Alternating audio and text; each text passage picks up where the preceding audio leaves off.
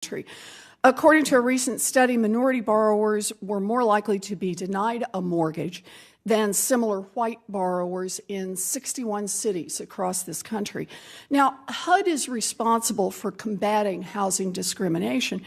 And during your confirmation process, I asked you about your commitment to enforcing laws against housing discrimination, despite whatever personal feelings you had about those laws. And you said at that hearing, quote, "I will follow the law." And I remember hoping that that was true. So, Secretary Carson, it's been a year now. Can you name a few of the things you've done to reduce housing discrimination in your time at HUD? First of all, we are constantly involved in lawsuits that we have brought against people for housing discrimination. So are you saying you've initiated many lawsuits over the past year? Is that on discrimination issues? Is that what you're saying? That is an ongoing process. So you have initiated how many lawsuits over the last year? I can't tell you how many. We can certainly get someone to follow up with you on that. Okay, anything more? I think that's obviously very important. The way I kind of look at it is when I talk about fair. I'm sorry, I'm not asking you to get into your description of it. I just want to know what you've done to reduce the specific things you've done to help reduce housing discrimination. And you've said you've initiated many lawsuits, and you'll get back to me on the exact number. And I just want to know other specific things you have done. Anything more? Well, I would simply say that what we do is to try to create a fair environment for all people and all of our policies. So when we create a fair environment for everybody, that means minorities as well. That's the question I'm asking, though, is dealing specifically with discrimination, which is the problem. Yes, Mr. Secretary, I wanted to give you a chance to make your case, because when I look at your track record at HUD, I just see you headed in the wrong direction, that is going backwards. And I want to give you one example. The Fair Housing Act directed HUD to, quote, affirmatively further fair housing. That is the law. And in 2015, HUD implemented that mandate by issuing a rule that required communities that ask for block grants from HUD to analyze obstacles that minority residents face and to propose plans to address them. Civil rights groups and housing advocates at the time said the rule would be an important tool for reducing segregation and discrimination. Then you took over, and you delayed the effective date of that rule until at least 2020. You even said that HUD wouldn't even review whatever information cities had about discrimination that they had already submitted to HUD. So, Secretary Carson, do you think that delaying the 2015 HUD rule for several more years has helped reduce housing discrimination? I hope you'll give me an opportunity to answer that question. Well, I hope you will answer it. Okay.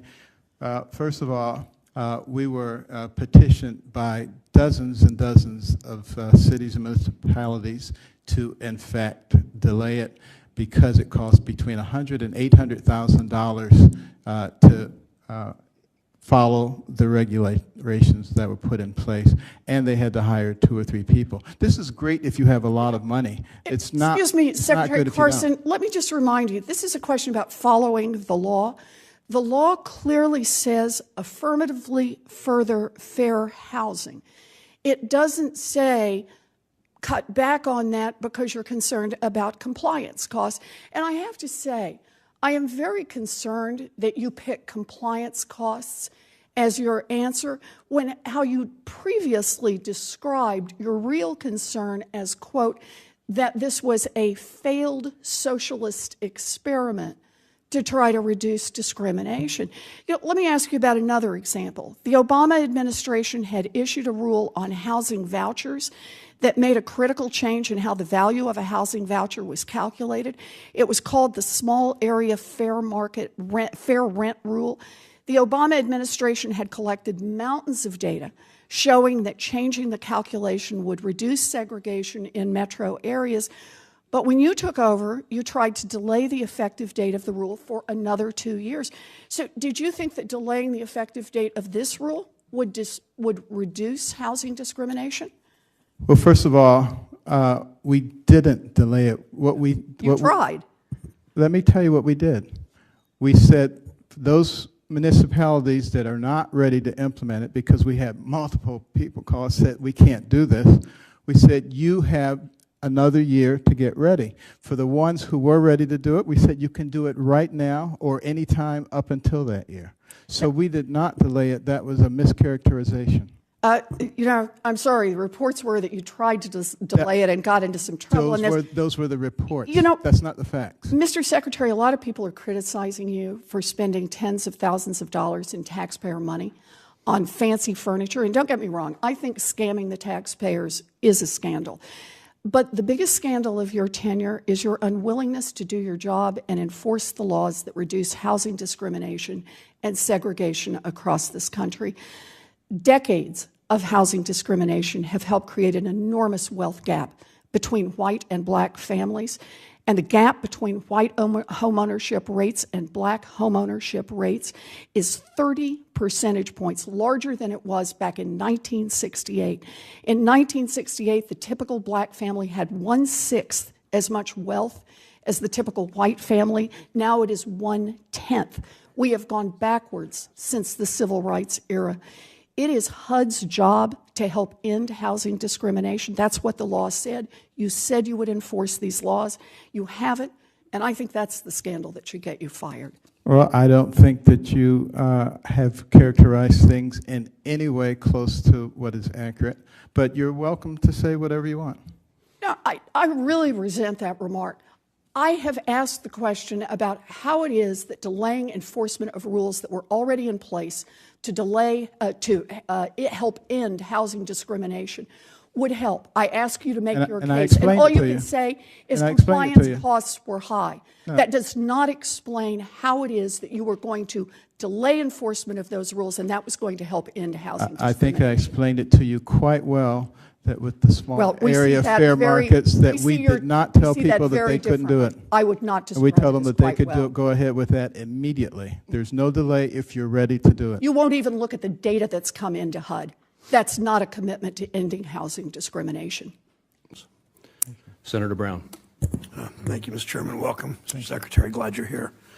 5,200 Ohioans died from drug overdoses in the 12 months measured by the most recent CDC report, a 36% increase from August to August, what we have. That number probably understates the deaths. You apparently hired a 24-year-old campaign worker with no relevant experience to work on this issue at HUD. Is that true?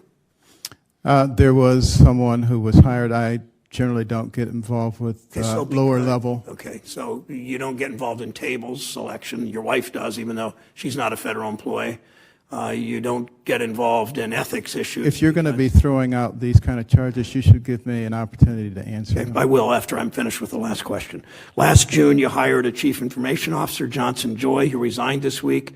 Why did you choose him, and why did he resign after only 9 months on the job? He had a tremendous amount of experience in technological advancement, and we needed to make a very significant transformation. I lost confidence in his ability to lead. Mr. Joy apparently used a contractor to hire a friend, Navid Jaffrey, who wildly exaggerated his resume. Do you think it'd be better to advertise and compete for these jobs rather than hiring cronies through a subcontractor in the future as you move forward? I do not hire cronies and subcontractors. Well, I don't do that. HUD seems to under your leadership. Why did Mr. Jaffrey and Mr. Joy leave only this week after this story hit the media? Is that the first you knew about it? As soon as I found out about the problems, we dealt with them. Does it bother you that you don't know these things are going on in your agency until the media write about them? I don't think that that's a fair characterization. Well, it just was with these two. You just said you found out about it, and these were pretty high-profile political people. You found out about it, and then you fired them. One was high-profile, one was not. And when we find out about it, we dealt with it. Okay. Mr. Secretary, as you remember, I voted to confirm you.